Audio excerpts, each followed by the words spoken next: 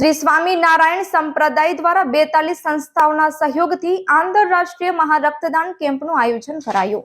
શ્રી સ્વામિનારાયણ સંપ્રદાય દ્વારા ભારત સહિત 7 દેશોમાં એક સાથે 115 કરતા વધુ સ્થળોએ આંતરરાષ્ટ્રીય મહારક્તદાન કેમ્પનું આયોજન કરવામાં આવ્યું હતું, જેમાં અંકલેશ્વરમાં ગોલ્ડન સિટી રોડ પર આવેલ શ્રી ધર્મકુળ આશ્રિત સ્વામિનારાયણ મંદિર ખાતે પણ આંતરરાષ્ટ્રીય મહારક્તદાન કેમ્પનું આયોજન કરવામાં આવ્યું હતું।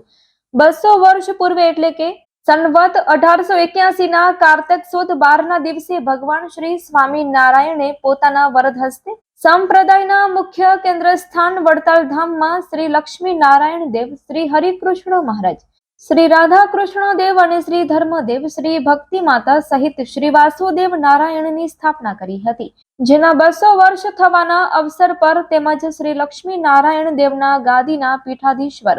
પરમ પૂજ્ય શ્રી 1008 આચાર્ય શ્રી અજેન્દ્ર પ્રસાદજી મહારાજના પ્રાગટ્યના 75 વર્ષ થતા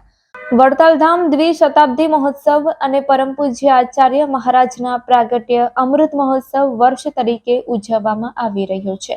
ત્યારે ધાર્મિક ઉત્સવોની સાથે માનવ અને સમાજ સેવા લક્ષી કાર્યના ભાગરૂપે ભારત સહિત America, England, Canada, Australia, Dubai અને જર્મની જેવા દેશોમાં એક સાથે 115 કરતા વધુ સ્થળોએ આંતરરાષ્ટ્રીય મહારક્તદાન કેમ્પનું આયોજન કરવામાં આવ્યું છે। અંકલેશ્વરમાં પણ શ્રી ધર્મગુરુ આશ્રિત સ્વામિનારાયણ મંદિર ખાતે સવારે 9 થી 12 વાગ્યા સુધી આયોજિત